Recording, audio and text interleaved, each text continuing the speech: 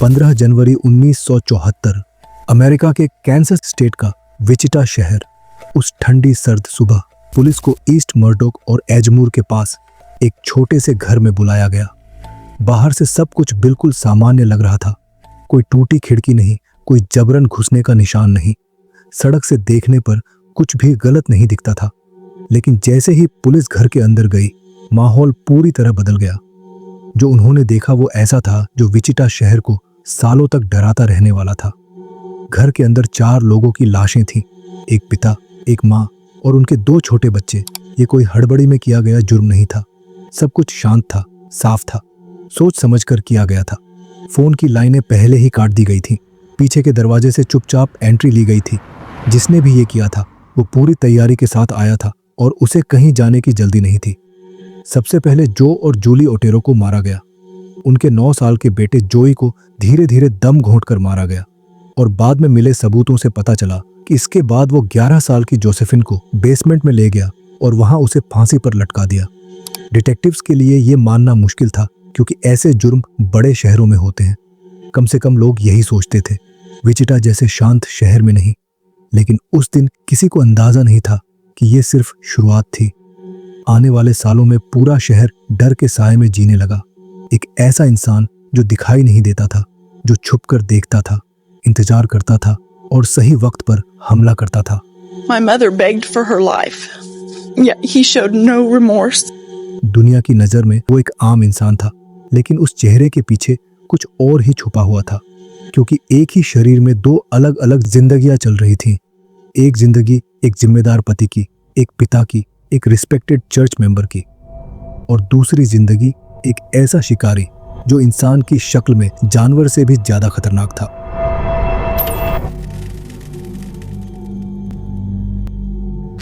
नमस्कार, मैं हूं साइलो और आप देख रहे हैं हिंदी क्राइम एक्सपोज। इस दर्दनाक कहानी में आगे बढ़ने से पहले मेरा आपसे एक छोटा सा रिक्वेस्ट है। अगर आपको दुनिया भर से आने वाली क्राइम और इन्वेस्टिगेशंस की ऐसी कहानियां सुनना अच्छा लगता है तो चैनल को सब्सक्राइब जरूर कर लीजिए। और अगर ये वीडियो आपको पसंद आए तो लाइक करना मत भूलिए। साथ ही कमेंट में अपने विचार और सुझाव भी जरूर लिखिए। आपके प्यार और सपोर्ट के लिए दिल से धन्यवाद। तो चलिए अब बढ़ते हैं आज की कहानी में। डेनिस रेडर का जन्म 1945 में कैंसस के पिट्सबर्ग शहर में हुआ था, लेकिन उसका ज्यादातर बचपन कैंसस के ही विचिटा शहर में बीता। वो 4 भाइयों में सबसे बड़ा था। जो उसको बचपन से जानते हैं उनका कहना है उसका परिवार देखने में काफी मिलनसार और अच्छा लगता था। लेकिन डेनिस खुद ज्यादा बातचीत करने वालों में से नहीं था। वो शांत ही रहता था। उसे खेल कूद या किसी तरह की शोहरत से ज्यादा पास बहती नदी पसंद थी। नदी के किनारे बिताए वो दिन उसके अंदर की दुनिया बना रहे थे। मछली पकड़ना, शिकार करना, जाल लगाना, खुले आसमान के नीचे वक्त गुजारना। वो कभी भी भीड़ में अलग से चमकने वाला बच्चा नहीं रहा, न ही आगे बढ़ने की कोशिश करता था। लेकिन वो मौजूद रहता था, सबके साथ जुड़ा रहता था, भले ही थोड़ी दूरी से। लेकिन उसी दौरान उसके दिमाग में कुछ अजीब और अंधेरे ख्याल धीरे धीरे जगह बना रहे थे, जिनकी किसी को भनक तक नहीं थी। बचपन की एक याद उसके दिमाग में गहराई से बैठी हुई थी। उसने अपनी दादी को मुर्गियों को मारते हुए देखा था। वो नजारा उसे डराने के बजाय उसके अंदर किसी अजीब से एक्साइटमेंट को जगा गया। उसी नदी के आसपास जहां बाकी लड़के बेफिक्र होकर खेलते थे, कुछ लोगों ने देखा कि डेनिस जानवरों के साथ कुछ अजीब हरकतें करता था, जैसे किसी कछुए को पकड़कर उसे तड़पाना, धीरे धीरे दर्द पहुंचाना, ताकि मरने से पहले वो काफी देर तक तड़पता रहे। उस वक्त किसी ने ज्यादा ध्यान नहीं दिया। ये सारी बातें बहुत बाद में सामने आईं, जब सब कुछ बिखर चुका था। बाद में उसने खुद माना कि उसे जानवरों को नुकसान पहुंचाने में अजीब सा मजा आता था और उसके अंदर औरतों के अंडरगारमेंट्स को लेकर एक छुपा हुआ ऑब्सेशन भी था। लेकिन उन दिनों बाहर से देखने पर कुछ भी अलग नहीं लगता था। वो सब अंदर ही अंदर जमा हो रहा था, धीरे धीरे उस भयानक भविष्य की तरफ जो वो जवान होकर लेकर आने वाला था। एक घटना ऐसी थी जिसे बाद में एक टर्निंग पॉइंट माना गया, जिसने उसके दिमाग में गलत रास्तों की नींव और गहरी कर दी। जब वो करीब 11 या 12 साल का था, एक टीचर ने क्लास में उसे सबके सामने डांटा। उस पल से उसके अंदर गुस्सा भर गया, जो पूरे दिन दबा रहा। उसी रात अंधेरे का फायदा उठाकर वो एक रस्सी लेकर चुपचाप उस टीचर के घर तक पहुंच गया। उसने रस्सी को अपने कमर के चारों तरफ कसकर बांधा और बिना दिखे उसकी खिड़की से अंदर झांका। उस चुपके से देखने के एहसास ने उसके अंदर की फैंटेसीज को जगा दिया और उसे एक अजीब सी खुशी महसूस हुई। वो अभी बस अपनी जवानी में कदम रख ही रहा था, लेकिन उसके अंदर कुछ बहुत खतरनाक चीज की जड़ें तब तक जम चुकी थीं। जैसे जैसे डेनिस रेडर बड़ा होता गया, उसके बचपन के वो अनुभव कहीं गायब नहीं हुए। वक्त के साथ वो कमजोर नहीं पड़े, उल्टा वो उसके अंदर और गहरे बैठते चले गए और चुपचाप उसकी अंदरूनी दुनिया को बदलते चले गए। 8वीं या 9वीं क्लास तक पहुंचते पहुंचते डेनिस के दिमाग में ऐसे सेक्सुअल ख्याल और सपने आने लगे थे जो उसे खुद भी अलग लगते थे, इतने अलग कि वो समझ गया था कि उसके आसपास के लड़के ऐसा कुछ महसूस नहीं करते। उसी उम्र में डेनिस को लगने लगा था कि वो अपना फ्यूचर पहले से जानता है, नौकरी या परिवार के मायने में नहीं, बल्कि इस मायने में कि वो किस तरह का इंसान बनने वाला है। यूनिवर्सिटी खत्म करने के बाद डेनिस ने यूनाइटेड स्टेट्स एयरफोर्स ज्वाइन की, जहां उसने 4 साल तक मैकेनिक के तौर पर काम किया। जब उसकी सर्विस खत्म हुई तो वो वापस कैंसस लौटा और विचिटा के ठीक उत्तर में पार्क सिटी में बस गया। मई 1971 में डेनिस रेडर ने एक लोकल महिला से शादी कर ली। वो एक ऐसे जवान आदमी की तस्वीर पेश कर रहा था जो एक स्टेबल और इज्जतदार जिंदगी बना रहा है, एक पति, एक कमाने वाला इंसान जो बिना किसी परेशानी के समाज में घुल मिल गया हो। लेकिन उस चेहरे के नीचे कुछ भी बदला नहीं था। वो फैंटेसीज अब भी मौजूद थी और वो और ज्यादा ताकतवर होती जा रही थी। उसने ये सब अपनी पत्नी से भी छुपा कर रखा। अकेले में डेनिस डिटेक्टिव मैगजीन्स में डूबा रहता था, ऐसी मैगजीन्स जिनमें कंट्रोल, बांधना, टॉर्चर और डोमिनेशन से जुड़े ग्राफिक सीन्स होते थे। लाखों लोग ऐसी चीजें देखते पढ़ते हैं और कुछ नहीं होता, लेकिन डेनिस का दिमाग अलग तरह से रिएक्ट करता था। वो तस्वीरें कागज तक सीमित नहीं रहती थीं, वो उसकी इमेजिनेशन को और हवा देती थी। उसने अपनी फैंटेसीज को बार बार कागज पर उतारना शुरू किया। वो पन्नों के पन्ने ऐसी ड्राइंग से भर देता था जो उसके दिमाग के अंदर चल रही बातें दिखाती थीं। ये कोई हल्के फुल्के ख्याल नहीं थे, ये एक तरह की प्रैक्टिस थी। सिर्फ किसी को मारना उसके लिए काफी नहीं था, उसके लिए किसी को नीचा दिखाना भी जरूरी था। असली चीज उसके लिए कंट्रोल था। डेनिस बिना सोचे समझे कुछ नहीं करता था। वो पढ़ता था, सीखता था। वो सीरियल किलर्स के बारे में बहुत कुछ पढ़ता था क्योंकि उसे उनमें खुद की झलक दिखती थी। और सबसे जरूरी बात, वो एनालाइज करता था कि वो लोग पकड़े कैसे गए, कहाँ चूक हुई, कहाँ फिसले। जैसे जैसे उसका नॉलेज बढ़ता गया, वैसे वैसे उसका कॉन्फिडेंस भी बढ़ता गया। 15 जनवरी 1974 को डेनिस रेडर की फैंटेसीज और प्लानिंग आखिरकार हकीकत बनने वाली थी। उस सुबह जो बातें वो सालों से अपने दिमाग में सोचता आ रहा था, उन्हें अब सच में करने का फैसला कर लिया। और विचिटा शहर का वो खूनी दौर शुरू होने वाला था जिसका किसी को भी अंदाजा नहीं था। उसका निशाना ओटेरो फैमिली थी। उस घर के अंदर उस दिन क्या क्या हुआ, ये बात कई दशकों तक साफ नहीं हो पाई। 30 साल से भी ज्यादा वक्त तक वो डिटेल्स छुपी रहीं, जब तक कि बाद में खुद रेडर ने उस दिन की पूरी कहानी नहीं बताई। वो सब किसी अचानक गुस्से का नतीजा नहीं था। असल में उसकी गंदी नजर उस घर की पत्नी और छोटी बेटी पर थी, और वही शुरुआती जुनून उसे वहां तक ले आया। उसके घर में एंट्री वाली बात मैं पहले ही वीडियो की शुरुआत में बता चुका हूं। अंदर घुसते ही उसका सामना मिस्टर ओटेरो से हो गया। जैसे ही उसने अपनी गन उनकी तरफ तानी, उसी पल उसे समझ आ गया कि उसने खुद को एक्सपोज कर दिया है। उसने अपना चेहरा नहीं छुपाया था। अब उसने फैसला कर लिया और मिस्टर ओटेरो के सिर पर एक बैग डालकर उनका गला घोंट दिया। उसके बाद वो उनकी पत्नी को भी इसी तरह मारता है। फिर उसने उनकी 11 साल की बेटी जोसेफिन का गला घोंटा और उसे मरा हुआ समझकर ऊपर 9 साल के बेटे जोई के कमरे में गया और उसे भी ठीक उसी तरीके से मार डाला। लेकिन जब वो वापस जा रहा था तो उसने देखा कि जोसेफिन उठ गई है। वो उसे पकड़कर बेसमेंट में ले गया और फांसी से लटका दिया। सब कुछ खत्म होने के बाद भी रेडर फौरन उस घर से नहीं गया। वो कुछ देर वहीं रुका रहा और अपनी सेक्सुअल फैंटेसी पूरी की। सोचने भर से घिन आती है कि कोई कैसे पूरे परिवार को खत्म करके उनकी लाशों के साथ ऐसा कर सकता है। लेकिन जैसे ही उसे वक्त का एहसास हुआ, वो घबरा गया। उसकी पत्नी काम से घर लौटने वाली थी। उसे उससे पहले घर पहुंचना था और वो पहुंच भी गया। घर आकर उसने फिर से वही रोल निभाया, वही पति, वही नॉर्मल इंसान। सालों बाद एक बार ऐसा भी हुआ जब उसकी पत्नी लगभग उसकी सच्चाई तक पहुंच ही गई थी। एक सुबह ब्रेकफास्ट के वक्त अखबार के फ्रंट पेज पर रेडर का भेजा हुआ एक ताना मारने वाला मैसेज छपा था, जिसे उसने खुद अपने हाथ से लिखकर मीडिया एजेंसियों और पुलिस को भेजा था। उसकी पत्नी की नज़र उस अखबार पर पड़ी और तभी उसने एक स्पेलिंग मिस्टेक नोटिस की, वही गलती जो अक्सर उसका पति रेडर किया करता था। उसकी पत्नी ने उस हेडलाइन की तरफ इशारा किया और कहा कि यह लिखावट तो तुम्हारी राइटिंग जैसी लगती है। उस एक पल में रेडर को लगा कि उसकी पत्नी को सच पता चल गया है और अब इस राज को बचाने के लिए उसे अपनी पत्नी को भी मारना पड़ेगा। लेकिन उसकी पत्नी ने बात को हल्के में टाल दिया और रेडर ने सोचा कि शायद उसे शक ही नहीं हुआ। उसने अपना ख्याल वहीं छोड़ दिया। जब पूरा विचिटा शहर ओटेरो मर्डर्स को समझने की कोशिश कर रहा था, डेनिस रेडर आगे बढ़ चुका था, तलाश कर रहा था और जल्दी ही उसे अगला शिकार मिल गया। उसकी नज़र 21 साल की कैथी ब्राइट पर पड़ी, जो ईस्ट 13 स्ट्रीट पर अपने घर के बाहर खड़ी होकर लेटर बॉक्स से चिट्ठी निकाल रही थी।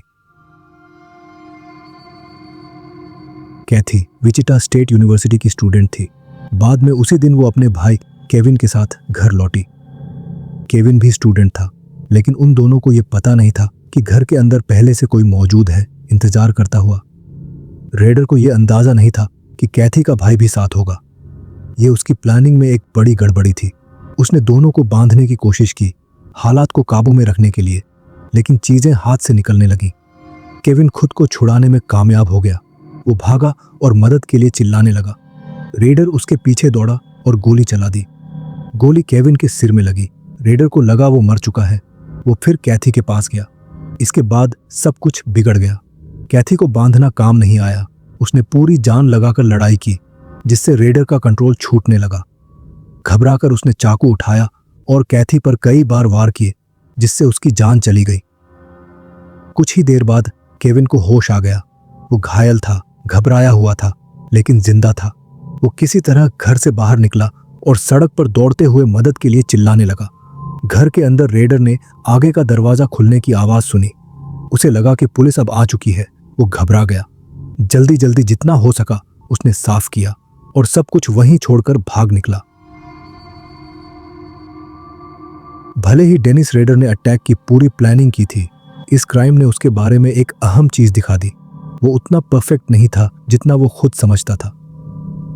बाद में साफ हुआ कि अगर उसकी तैयारी पूरी होती तो शायद कैथी का भाई केविन बच ही नहीं पाता। जब शुरुआती मर्डर्स पर नजर डाली गई तो इन्वेस्टिगेटर्स ने माना कि रेडर बहुत लकी था, बहुत ज्यादा लकी। कई ऐसे मौके थे जब उसे पहली या दूसरी क्राइम के बाद पकड़ा जा सकता था। वो केयरलेस था और उसे खुद इसका पता था। अगले दिनों में वो बहुत परेशान और घबराया रहा। उसे लगता था कि कोई विटनेस है, एविडेंस पीछे छूट गया है और पुलिस उसके करीब है। केविन ब्राइट गोली लगने के बावजूद बच गया, लेकिन चोट ने उसे गहरा ट्रॉमा दिया। डिटेक्टिव्स ने उससे कई बार बात की ताकि वो डिटेल्स याद कर पाए, लेकिन उसकी याददाश्त कमजोर थी। वो बस इतना बता पाया कि हमला करने वाला एक सफेद रंग का आदमी था, लगभग 30 से 40 साल का। इसके अलावा इन्वेस्टिगेटर्स के पास और कोई काम की जानकारी नहीं थी। कैथी ब्राइट के मर्डर के बाद मीडिया में रिपोर्ट्स आई कि कई और पुरुषों को ओटेरो किलिंग्स से जोड़ा या पूछताछ की गई। जब रेडर को पता चला कि कोई और उसके क्राइम्स का क्रेडिट ले रहा है तो उसे जरा भी अच्छा नहीं लगा। तभी से उसने पहली डायरेक्ट कम्युनिकेशन शुरू की। उसने एक नोट लिखा और उसे वहां के पुलिस स्टेशन में भेजा। वो वार्निंग था। उस नोट में उसने साफ लिखा कि मौतें अभी खत्म नहीं हुई हैं और अगर उसे पकड़ा नहीं गया तो और भी लोगों को मारा जाएगा। फिर अचानक सब शांत हो गया। 3 साल तक कोई हमला नहीं हुआ। 1977 में हिंसा फिर शुरू हुई। उस समय डेनिस रेडर की जिंदगी और उलझ चुकी थी। वो शादीशुदा था, पहले एक बेटे का पिता बना, फिर बेटी का। ये बदलाव उसकी अंदर की चाहत को खत्म नहीं कर पाए, बस वो उन्हें और छुपाने लगा।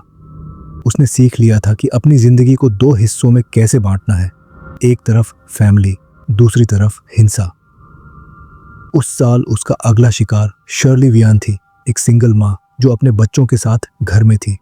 उसने बच्चों के सामने ही हमला कर दिया। रेडर उनकी मां को एक कमरे में ले गया और दरवाजा बंद कर लिया। वो जबरदस्ती कर रहा था, बच्चे बाहर दरवाजे पर रो रहे थे, चिल्ला रहे थे और दरवाजा खोलने के लिए हाथ मार रहे थे। इसी बीच शर्ली को उल्टी आ गई और रेडर ने उसे पानी का एक गिलास दिया। थोड़ी देर के लिए जब शर्ली थोड़ा ठीक हुई, रेडर ने उसे बांधा, उसके सिर को एक बैग से ढककर गला घोंट दिया। वो इस बार भी कानून के हाथ से बच निकला, क्योंकि इतनी जल्दी इन्वेस्टिगेटर्स इस अपराध को ओटेरो फैमिली या कैथी ब्राइट से नहीं जोड़ पाए। पैटर्न अभी साफ नहीं था और रेडर आजाद था। 9 महीने बाद दिसंबर 1977 में उसने फिर हमला किया। इस बार उसका शिकार नैन्सी फॉक्स थी, जो एक जवान और अकेली लड़की थी। बाद में दिए गए अपने बयान में रेडर ने कहा कि यह उसका सबसे सफल अपराध था। वो नैन्सी के घर के पीछे से आया, उसने फोन की लाइन काट दी और अंदर छिपकर उसका इंतजार करने लगा। नैन्सी को पता नहीं था कि घर में कोई है। जब वो घर में आई तो रेडर ने जल्द ही उस पर काबू पा लिया और कहा कि उसे सेक्सुअल प्रॉब्लम है और उसे उसके साथ सेक्स करना है। उसने नैन्सी के हाथों को हथकड़ी से बांध दिया और पैरों को भी बांधा। फिर उसने उसे बिस्तर पर लिटा दिया। उसके बाद शुरू हुआ वो घिनौना खेल जो बचपन से उसके अंदर भरा पड़ा था। वो धीरे धीरे उसे तड़पा रहा था। नैन्सी के गले में बेल्ट का फंदा बनाकर कभी जोर से कसता, कभी बीच बीच में ढीला करता ताकि वो सांस ले सके। ये खेल घंटों चला। इसी बीच उसने नैन्सी के ऊपर खुद को सेटिस्फाई किया। उसे दूसरों के दर्द में ही एक्साइटमेंट मिलता था। अगले ही दिन उसने ये तय कर लिया कि अब वो अपना अपराध दुनिया को बताएगा। उसे छुपाना नहीं, शो ऑफ करना था। एक पब्लिक पेफोन से रेडर ने पुलिस को कॉल किया और बिल्कुल शांत तरीके से उन्हें बॉडी की लोकेशन बता दी। You will find a homicide at 843 South Pershing, Nancy Fox. जब पुलिस वहां पहुंची और जो कुछ मिला तो कोई शक नहीं रहा। वो किलर जो सालों तक गायब रहा वापस आ गया था। 2 महीने बाद 10 फरवरी 1978 को मामला और भी गंभीर हो गया। एक लोकल टीवी चैनल को एक चिट्ठी मिली। ये चिट्ठी खुद कातिल ने भेजी थी। उसमें उसने कई हत्याओं की जिम्मेदारी ली। Otero family, Shirley Vian, Nancy Fox, साथ ही एक और शिकार जिसकी पहचान अभी तक नहीं हो पाई थी। और इतना ही नहीं, उसे सबका ध्यान अपनी ओर खींचना था। इसी वजह से उसने चिट्ठी के साथ नैन्सी की मौत पर खुद की लिखी हुई एक कविता भेजी और साथ ही नैन्सी की लाश की अपनी बनाई हुई एक ड्राइंग भी भेजी। यह सब जानबूझकर किया गया था। यह उकसाने वाला था। इसका मकसद सिर्फ जानकारी देना नहीं, बल्कि लोगों को डराना था। इस पॉइंट तक पुलिस को समझ आ गया था कि यह कोई साधारण केस नहीं है। लोकल पुलिस ने फेडरल एजेंसीज और कांसास ब्यूरो ऑफ इन्वेस्टिगेशन के साथ कोऑर्डिनेशन शुरू कर दी। पैटर्न साफ था। विचिटा में एक सीरियल किलर था और वो खुद को दिखाना चाहता था। पूरे शहर पर इसका असर साफ दिख रहा था। हर तरफ डर का माहौल था। लोग उन दरवाजों को भी बंद करने लगे जिन्हें पहले कभी बंद नहीं करते थे। बंदूक की बिक्री बढ़ गई। सुरक्षा सिस्टम आम होने लगे। पुलिस के लिए यह सिचुएशन बहुत फ्रस्ट्रेटिंग थी। टाइमिंग में कोई कंसिस्टेंट पैटर्न नहीं था। वो हर महीने नहीं मारता था, न ही हर साल। कभी कभी वो लंबे समय के लिए गायब हो जाता, 1 साल, 2 साल या 3 साल तक, और पीछे कुछ भी नहीं छोड़ता। कोई सबूत नहीं था। डेनिस रेडर ने खुद को नाम दिया था BTK। इसका मतलब था बाइंड, टॉर्चर, किल, यानी बांधना, यातना देना और मार देना। यही उसका तरीका था। उसने ये नाम पहली बार अक्टूबर 1974 में सामने रखा था, जब उसने एक नोट एक पब्लिक लाइब्रेरी की किताब के अंदर छुपाया था। वही नोट उसने लोकल अथॉरिटीज और मीडिया को भेजा था ताकि अपने क्राइम्स की जिम्मेदारी ले सके। और फिर अचानक हत्याएं रुक गईं। लगभग 7 साल तक रेडर खबरों से गायब हो गया। न कोई नई लाश, न कोई नोट, न किसी तरह की एक्टिविटी। लोगों को लगने लगा था कि शायद BTK अब या तो पछतावा कर रहा है या फिर मर चुका होगा। लेकिन असल में कहानी कुछ और ही थी। 7 लोगों को मारने के बाद रेडर वापस पढ़ाई करने चला गया। उसने क्रिमिनल जस्टिस की पढ़ाई शुरू की ताकि वो अपने तरीकों को और बेहतर बना सके, ताकि उसे पता चले इन्वेस्टिगेशन कैसे काम करती है, गलतियां कहाँ होती हैं और किलर कैसे पकड़े जाते हैं। रेडर के लिए ये पढ़ाई नहीं थी, ये उसका प्रोफेशनल डेवलपमेंट था। उसकी सोच कितनी गहरी और खतरनाक थी, ये उसके नोट्स से साफ दिखता है। वो लोगों को पड़ोसी या समाज का हिस्सा नहीं मानता था। वो उन्हें प्रोजेक्ट्स की तरह देखता था, ऐसे लोग जिन पर वो नजर रखता था। ये कोई अचानक होने वाली हिंसा नहीं थी, ये एक पूरा प्रोसेस था। उसका दिमाग हर वक्त चलता रहता था, बार बार वही सीन्स दोहराता जब तक सब कुछ उसे परफेक्ट न लगने लगे। और जब वक्त आता तो वो पूरी तैयारी के साथ निकलता। उसके पास एक काला बैग होता था, उसके अंदर वो सारी चीजें होती थी जिनसे वो अपने शिकार को काबू में करता था। रस्सियां, प्लास्टिक बैग्स, डक्ट टेप, हथियार। वो हर सिचुएशन के लिए तैयार रहता था जो उसके हिसाब से सामने आ सकती थी। रेडर को अपना अगला शिकार ढूंढने के लिए ज्यादा दूर देखने की जरूरत नहीं पड़ी। वो उसके घर से सिर्फ 4 घर छोड़कर रहती थी। 53 साल की मॉरिन हेज के गायब होने से पूरे सेडगविक काउंटी में हलचल मच गई। वो 7 दिनों से लापता थी। आखिरी बार किसी ने उसे तब देखा था जब वो रात करीब 1 बजे एक दोस्त के साथ डिनर करके घर लौटी थी। उसी दिन बाद में उसका घर खुद एक डराने वाली कहानी बता रहा था। दरवाजा आधा खुला हुआ था, फोन की लाइंस कटी हुई थी और मॉरिन गायब थी। उस वक्त किसी को यह नहीं पता था कि रेडर ने खुद को शक से बचाने के लिए सब कुछ कितनी चालाकी से किया था। उस रात उसके पास अपनी सफाई पहले से तैयार थी। वो अपने बेटे को बॉय स्काउट कैंप लेकर गया था। फिर आधी रात के बाद वो चुपचाप वहां से निकला, गाड़ी चलाकर वापस घर आया, मॉरिन की हत्या की और सुबह होने से पहले वापस कैंप लौट गया। इसके बाद वो ऐसे पेश आया जैसे कुछ हुआ ही ना हो। बाद में मॉरिन की बॉडी को उसकी ही कार की ट्रंक में रखा गया। वहां से रेडर उसे क्राइस्ट लूथरन चर्च लेकर गया। जब वो वहां पहुंचा तब मॉरिन पहले ही मर चुकी थी। चर्च के बेसमेंट में उसने उसकी बॉडी की अलग अलग पोजेस में फोटो ली। आसपास चर्च के कपड़े पड़े हुए दिख रहे थे। ये सब कोई एक्सीडेंट नहीं था, ये सब उसने जानबूझकर किया था। मॉरिन एक चर्च डीकन थी और रेडर ने वो जगह सोच समझकर चुनी थी।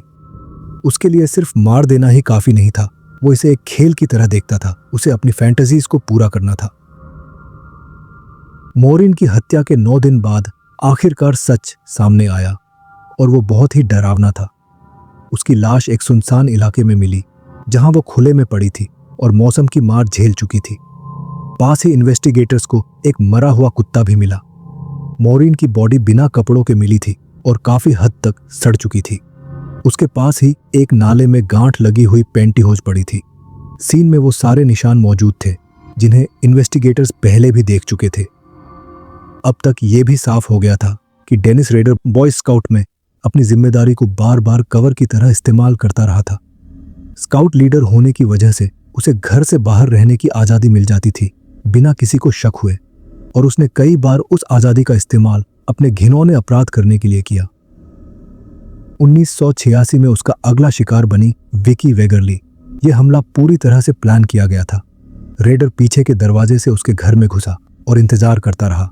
जब वो बाजार से शॉपिंग करके अपने बच्चे के साथ घर लौटी तो उसने बंदूक दिखाकर उसे धमकाया और जबरदस्ती बेडरूम में ले गया। उसे बांधा गया, यातना दी गई और बिस्तर पर बांधकर छोड़ दिया गया।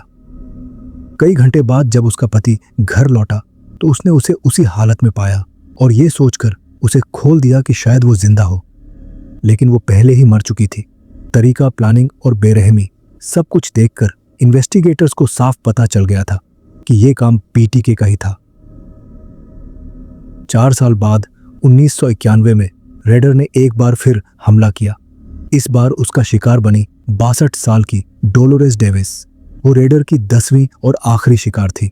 19 जनवरी 1991 की रात रेडर ने उसके घर में घुसने के लिए स्लाइडिंग ग्लास डोर पर एक भारी पत्थर फेंका और अंदर दाखिल हो गया। उसने डोलोरेस का अपहरण किया और फिर उसी की पेंटीहोज से उसका गला घोंटकर उसकी हत्या कर दी। इसके बाद उसने उसकी बॉडी को उसकी ही कार की डिक्की में रखा और गाड़ी चलाकर एक पुल के पास ले गया।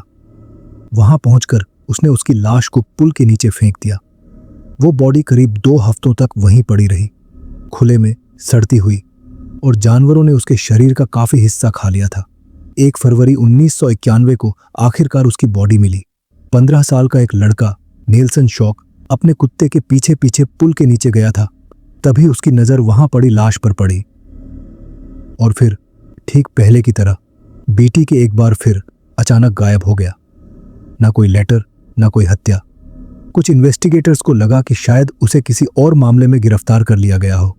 कुछ को लगा कि वो मर चुका होगा। इन खामोश सालों में उसने अपने अपराधों से जुड़ी चीजें संभाल कर रखी। निजी सामान, तस्वीरें और वो सब कुछ जो उसे याद दिलाता था कि उसने क्या किया है। उसने ये सब अपने घर के पीछे बने एक ट्री हाउस में छुपा कर रखा था। वहां क्राइम मैगजीन और उसके खुद के बनाए हुए कागज भी थे। उन चीजों को बार बार देखकर वो बिना नई हत्या किए ही पुराने कत्लों को फिर से जी लेता था। कुछ समय तक यही उसके लिए काफी था। जैसे जैसे उसके बच्चे बड़े हुए, रेडर ने नौकरी बदल ली। वो पार्क सिटी में एक कंप्लायंस ऑफिसर बन गया। एक बार फिर उसके हाथ में ताकत और अधिकार आ गए। उसका काम था शहर के नियम लागू करना, चालान काटना और लोगों को बताना कि वो क्या गलत कर रहे हैं।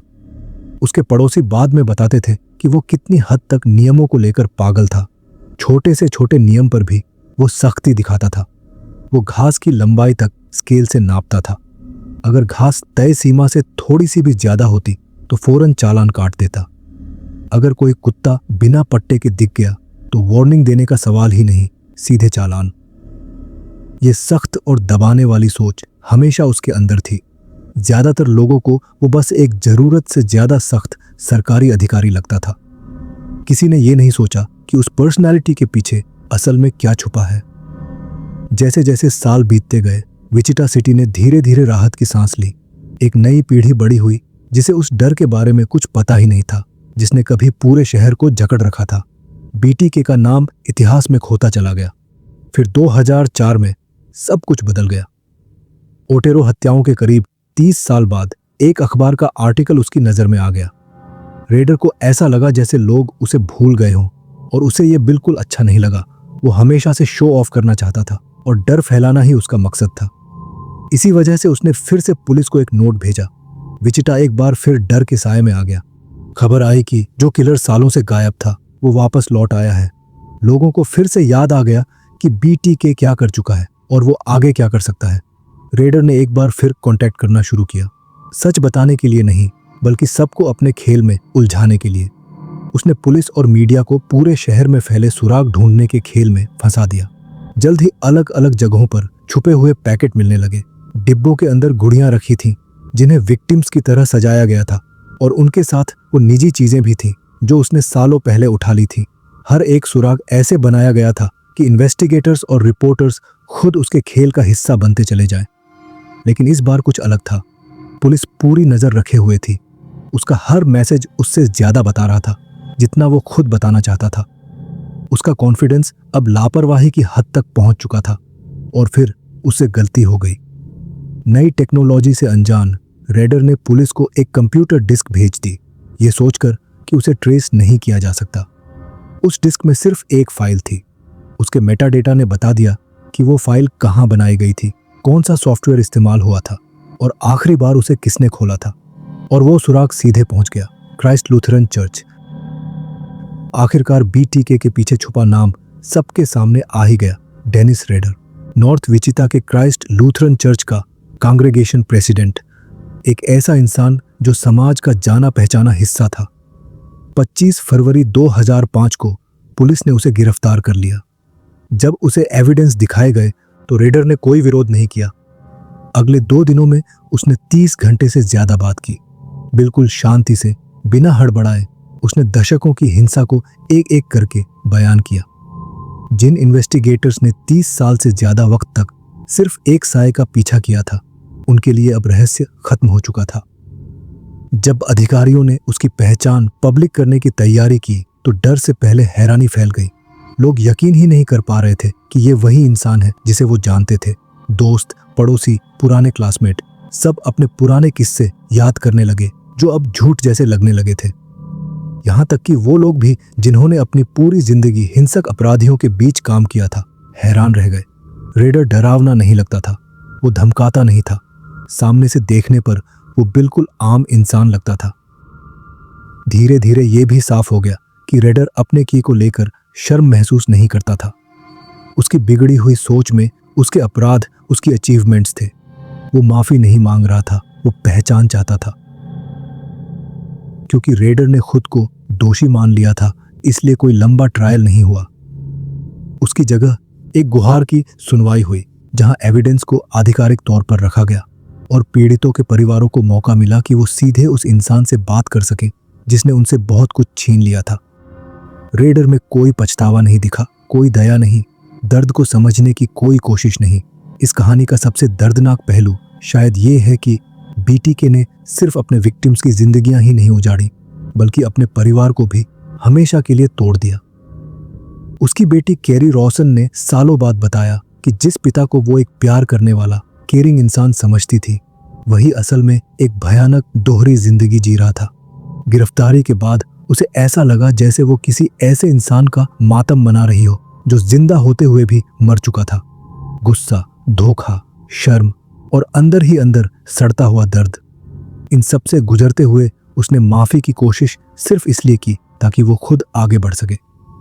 आज उसने अपने पिता से सारे रिश्ते तोड़ दिए हैं और विक्टिम्स के हक में आवाज उठाती है। बीटीके का केस यहीं खत्म नहीं होता। ये याद दिलाता है कि एक अपराधी की छाया उसके परिवार पर भी उम्र भर बनी रहती है, और कई बार सबसे गहरे घाव उन लोगों को लगते हैं जिन्होंने कोई गुनाह किया ही नहीं। तो आज की कहानी बस यहीं तक। मैं फिर आऊंगा एक नई कहानी लेकर। तब तक के लिए अपना ख्याल रखें। नमस्कार।